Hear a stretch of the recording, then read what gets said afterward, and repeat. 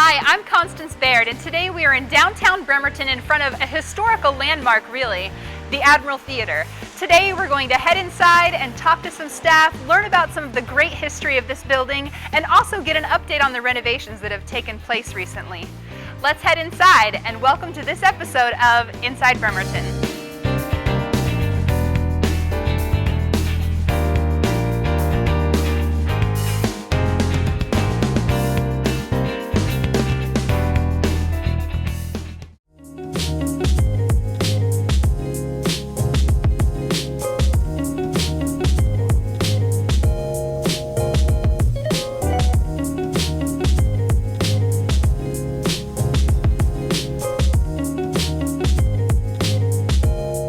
We're inside the theater now on the beautiful balcony level, and I'm here with Chad Haight, Director of Operations of the theater. Chad, tell me a little bit about your position here at the theater. Well, I'm called the Director of Operations, and that means almost anything here. I do a lot with the computers, I do a lot with finance, with managing people, and just being a on-hands person for anything and everything. Sure. Yeah, it's a great job. I bet. What a beautiful space to have it in. It's an amazing place. Tell me a little bit about the history of this building. Well, you know, the Admiral Theatre is really an institution in Bremerton itself. It was built in 1942 as a movie house during the kind of golden age of movie theaters.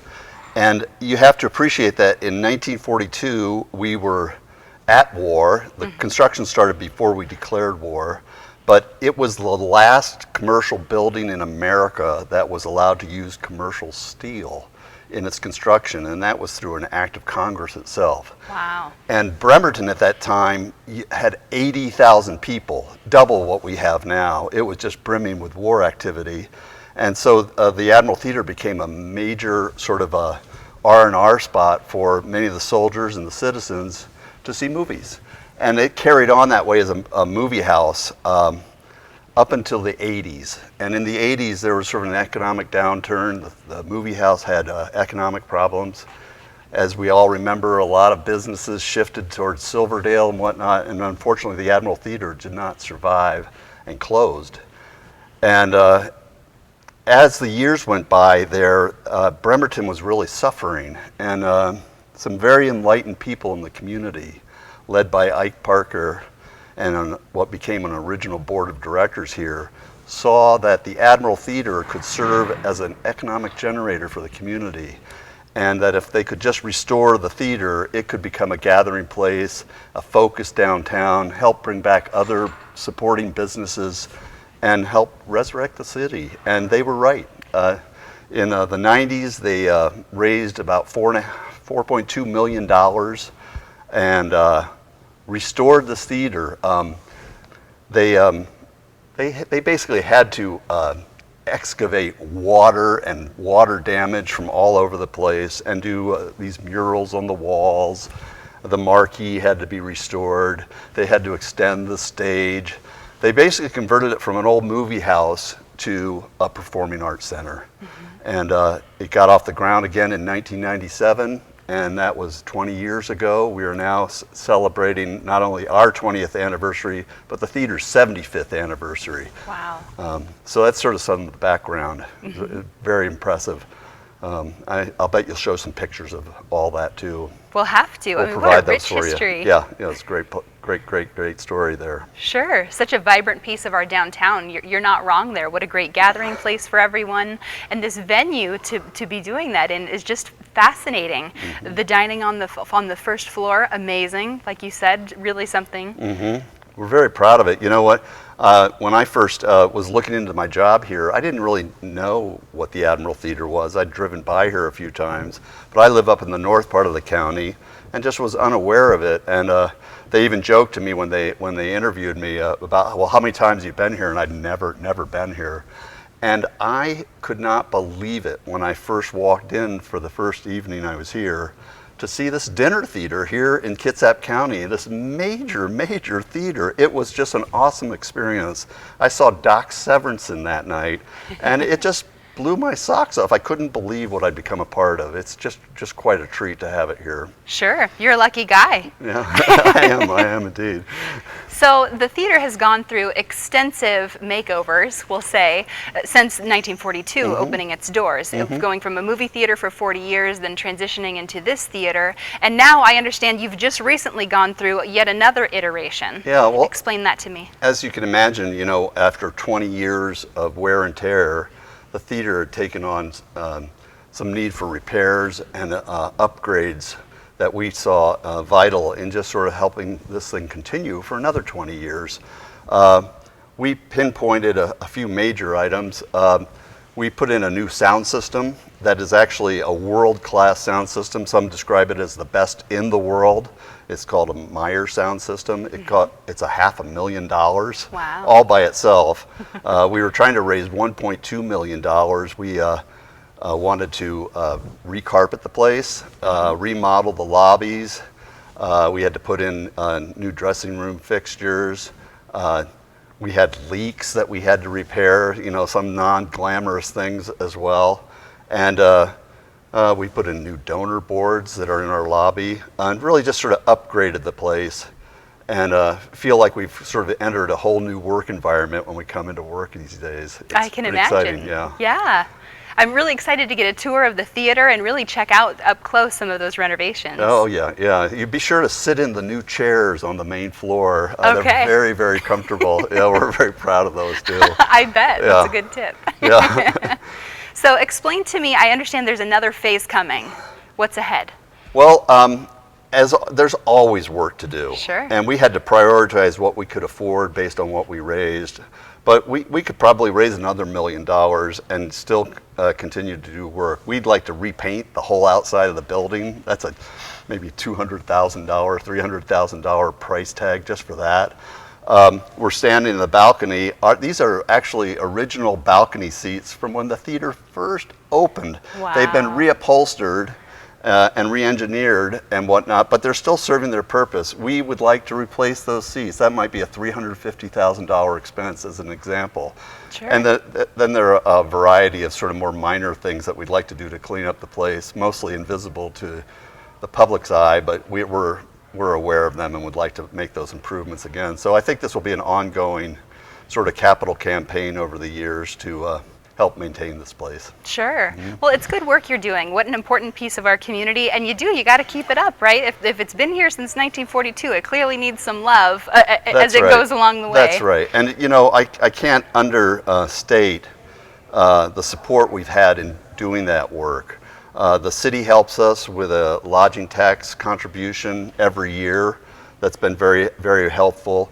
Our capital campaign was sustained by individuals, by businesses, by sponsors, by grants. They range from the federal government to some private foundations and the like. So we felt the love kind of coming in from everywhere. But it's also a reflection of what it takes to run this theater. We don't just make our money from selling tickets to our events, but we have sponsors for every event. They make up about 1/3 of the revenue that we bring in. And we have donations from the community as well, and other sources make up another 1/3. So it's a very, very well balanced picture that sustains this Admiral Theatre. And it's also worth noting that because of that support that we get, we're actually able to keep our ticket prices down. Sure. And it keeps our seats full, and it keeps it a very, very inviting place for the community. Well, what a great thing for the community to come together on. Good job to Bremerton and beyond for making it happen. Thank you. Keep it going. What an important piece of our community. Tell me a little bit about this 2017-2018 season. Well, you know, our seasons here keep getting better. When I first started working here, I looked at the lineup and I didn't recognize maybe half of the names that were booked to play here. But I attended each of the shows and they were incredible. They were all good. I keep telling Brian Johnson, our executive director, how do you find these people? And but he does an incredible job of booking a very eclectic mix of acts that appeal to a broad range of people. This year, I think, is the very best we've seen. Coming up this year, as an example, we have Kenny G. is almost sold out. You should probably get your tickets now if you haven't already in December. Molly Ringwald, everybody remembers from the Breakfast Club and those early movies. She's a jazz singer now. Oh, wow. And she's going to be here in June next spring. We have people like Lyle Lovett was just signed to play here. Very exciting act. For some old timers. Poco is coming. I can't wait to see them. They were one of my favorites back in the 70s and the like. For kids and families, we have Golden Dragons, an acrobatic troupe that will be here to play. Leanne Womack is another country star. Branford Marcellus, jazz maestro. I mean, you can see a very, very variety of musical tastes and just great performers. So we're very proud to sort of put that line up. If you go to our website, you can see the whole thing there. You can buy your tickets there. I welcome you to do that. Thanks. Yeah, absolutely. It sounds like an amazing season. And I know that beyond just the shows that you guys are hosting here, that you also do an extensive amount of community programs, that you're doing other activities for all ages. Tell me a little bit about those. Well, part of our mission is actually to make this theater part of the community. So we actually, we open our theater to community groups and local artists and the like. We want to share this wealth with as many people as possible. But one of the most important things we do, we feel, is to expose the arts to young people. So we have a few programs here that are just designed to do that. This next Tuesday, there will be school stages for all ages performance. We do about 5 or 6 of these a year, usually 2 a day. Each performance will bring in 1,000 kids. They fill up the theater and they get to see a theatrical performance, and it is just wild to see this. They so eat it up. It's kind of a high level performance that they just don't get in the schools because of a lot of our arts funding cuts. Sure. And so we feel it our duty to sort of help provide something like that. It's very fun. At the end of the day, I usually stand at the front door and give high fives to these kids. And you imagine 1,000 kids hitting your hand. I've got calluses to show for it anyway. Sure. We also do a Ticket to Culture program, which is to sort of expose younger people with free tickets, or discounted tickets at least, to the arts. And so parents and school teachers can apply for that, and we welcome young people to see as much of the arts they can that way. And finally, in the summertime, we do a summer camp here for a couple weeks, and we have 80+ kids who are learning acting, singing, dance, even technical skills for 2 weeks, and then it culminates in a performance that they play in. Wonderful stuff. We have a director out of New York that comes to conduct that summer camp. It's widely attended. I bet it is. Yeah. What a great range of ways that you're reaching back into the community with educational pieces, like you said, providing kids with the caliber of show that they're not going to see on a regular basis. What a great service you're doing. Yeah, and as another example, we're trying to work on a program now where we can take theater into the schools and help produce theatrical events in the schools, which are often equipped with great stages and technical equipment, but can't afford to do that. We're trying to write grants to open up that door as well. So really, the Admiral is a central point for the whole arts district down here in Bremerton, an entertainment hub, if you will. Can you tell me a little bit more about that? That's exactly right. You know, the theater district is really kind of county-wide. There are a lot of great community theaters throughout Kitsap County, but in particular now in Bremerton, we're seeing a real revival. The Admiral has bounced back in a major way, as we've described, and the Roxy Theater is going to reopen in December or January as well. It's going to become primarily a movie house. We're not quite sure what the mix will be, but probably independent films and the like. And it's also going to do shows. And we are working with the Roxy to help stage some of those shows. So we don't see it as competition, we see it as actually a great thing for Bremerton and Kitsap County to have more going on. And if you walk down the street and ask some of the retailers around here who have come back downtown, about their relationship with the Admiral, I think they'll all testify to what a great commercial district this has become as well. And that was part of that original vision of the people who restored the Admiral, that this would all come about. It really is happening. We have a beautiful downtown now. We have more housing coming into the area. We have a foot ferry that's going to bring more and more people. This place is really bubbling, and it's going to grow and grow. I couldn't agree more. There's great shows to see, good food to eat downtown, and all within walking distance. I mean, what more can you ask for, really? That's right. That's right. Well, thanks so much for joining us today. Did you have anything else that you wanted to share with us? No, I really appreciate the opportunity to extol our virtues. We're really proud of this place. And we're so happy to visit. So now we're going to get ready to go take a look around the theater and look at some of those new renovations. Thanks for joining us, Chad. Thank you very much.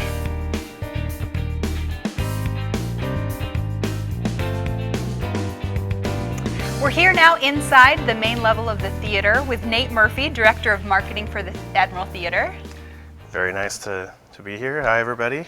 Thanks, Constance. Nate's going to be taking us on a tour of the theater so we can look at the renovations that have been upgraded just recently. So, Nate, take it away. Okay, well, we have some pretty exciting things to show you down here. This is our main floor where we are right now.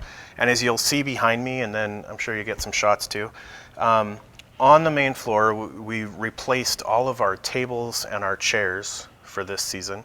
Really comfy chairs, like Chad was saying, so you'll have to get a chance to sit in one and see how nice and plush they are. I'll do that.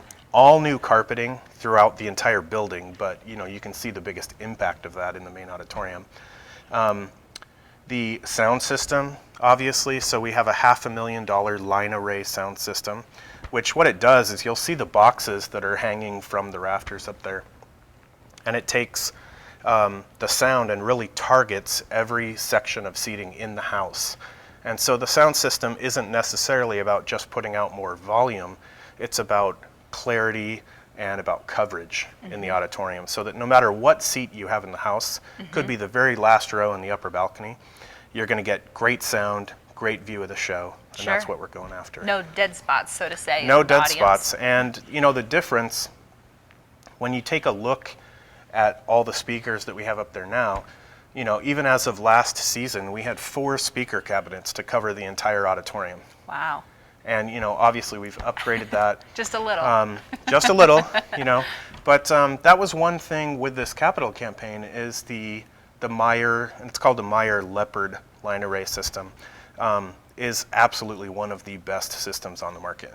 It has about 1/10 the audio distortion of any other system on the market. Wow. So not only can people come into downtown Bremerton, get a great show, have a great dinner, but the sound quality is going to be on par or better than what they'll get on the other side of the water. Sure. So we're pretty excited. We're lucky to have it right here in downtown Bremerton. Yeah, it's neat to see it come together. You'll see too the brand new grand curtain. And this was interesting to see how all the curtains came together. So 2 ladies came in, own their own company around here, and the 2 of them made all of these pleats by hand and worked with, commercial sewing machines and put all of this together. And they worked on it, I believe, a little over a month, about 5 weeks, and then came back and installed everything. Wow. I mean, unbelievable job. And when we would see them working, I think, okay, is this just the 2 of them? Like, how are they going to get all of this done in time? Yeah, I can't even imagine. But I mean, it's it's beautiful. The color matches the paint and the carpet really well. So yeah, we're really pleased with it, and they did a great job. So tell me a little bit more about what's going on behind us right here. Okay, so I'm going to give you the lay terms for what we see behind us, brand new digital sound console. And our audio engineer, our production manager, Andrew Saylor, comes in and works his magic on this for every show. And then right next door to it, we have our lighting console, and our technical director, Tim Hoffman, comes up with different lighting schemes for every show that we have in here.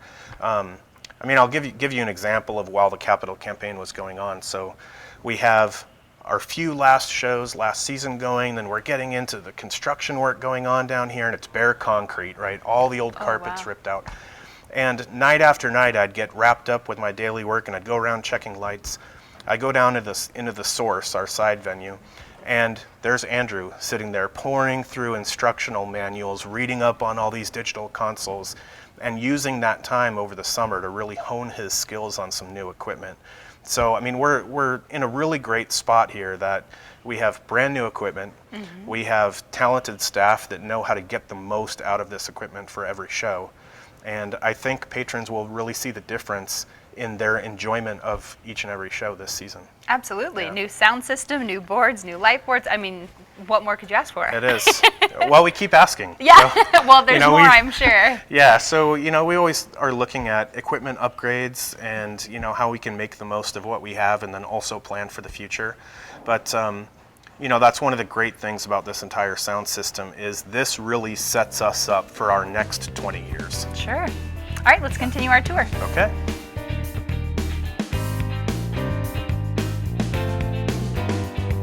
We're here now in the lobby, which clearly has had a makeover. Tell me a little bit about what's going on out here. It is major makeover in the lobby. So right now we're standing by our brand new donor wall, and you can see all of our major contributors from 1990 all the way through the present, as well as the specific donors that helped us out with our 75th anniversary capital campaign. And I mean, one of the nice things about the lobby is just the work that was done this summer really recaptured the Art Deco curves of the lobby. So I mean, they went back to remudding the walls and smoothing out all of those corners that just over decades, people had, run into the wall, or, a table moves up against the wall and puts a chip in it. So we were able to smooth all of that back out, give everything a fresh coat of paint and just make it look really nice and more like a performing arts center. So It's gorgeous, and really it thank kept you. a lot of the character, which I love. yeah, it did, and just an upgrade, a fresh kind of perspective when you first walk in the theater. So For sure. that was important. And when you first see the theater is really from the sidewalk. Tell me a little bit about the marquee out there. It is. So, the marquee had to be completely refurbished, and the Bremerton Lions Club was happy to come in and pay for that. So Wow. we thank them for being longtime partners. I mean, they've been taking care of the marquee since the theater reopened in 1997. Wow. But they came in and provided the funds for us to be able to repaint, get all new lights, so it's looking better than ever. Absolutely. And you've got this relationship with the Lions and so many other organizations in the community. Can you give me just an overview of everybody that you're working with? I understand that the building even is owned by the city of Bremerton. It is, and a lot of people don't really know how this works, but the Admiral Theatre is a great example of a very successful public-private partnership. So the city actually owns the building, and the Admiral Theatre Foundation, which I work for, we're the stewards of the building. So it's our job to raise the funds necessary that when we need upgrades to the facility, when the roof needs to be fixed or plumbing upgraded or things like that, that's our job to do that. And then the city helps us out every year through the lodging tax funding with help for additional advertising revenue and also operational expenses.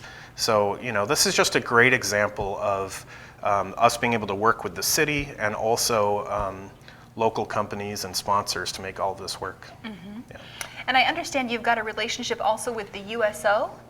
We do. So before I came to the Admiral Theatre, I worked with USO Northwest.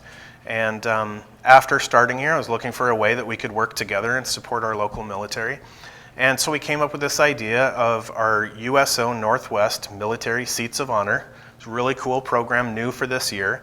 And what we're doing is for 29 shows this season, we've taken 2 front row seats, as well as dinners, desserts, and non-alcoholic beverages.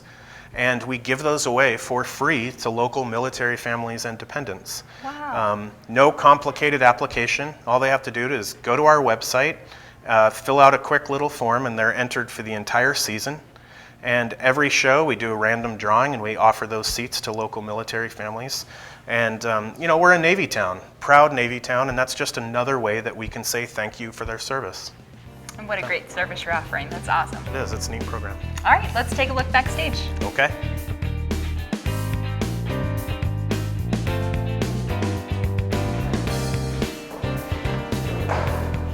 Okay, so we're backstage in the stairwell. Tell me what's going on here. So welcome to our Hall of Fame, or our Hallway of Fame. So this goes down 2 stories, right? In the back back of the theater, and every artist and show who has ever performed here, all of the artists have signed the walls. So real quick, right over there I see Charlton Heston. Downstairs we have Joan Rivers and Rob Schneider. You know, take your pick, Keb Mo, even Puddles the Clown. Sure. So anyone you can think of, they're on these walls, and it's kind of neat to see that over the years we've had so many different performers, and they've all literally left their mark on the Admiral Theatre. I love it. What a great reflection of the years of service you've given to the community, all the great shows, both big names and local. I think I saw some MXPX up there for some Bremerton MXPX, pie. right up there, that's right. Yeah, it's just a neat thing to see, and it's neat to browse around and see, you know, every time, like we just talked a second ago, I'll see things I've never seen in here before. That's wonderful. What a great piece of history for our downtown community. Thanks so much, Nate, for taking us backstage today and giving us a tour. No problem. Come back anytime, and any member of the community can come take a tour as well. You heard it here. Well, I hope that you enjoyed this visit inside the Admiral Theatre as much as I did. I want to give a huge thank you to Chad Haight and Nate Murphy for being on camera with us and giving us a little tour inside this building. And I want to thank the Admiral Theatre Foundation for keeping this beautiful piece of history running. If you would like to know more, you can check out the admiraltheatre.org website to get involved in community events or to just come see a show in this beautiful venue. Thanks so much for joining us today on Inside Bremerton.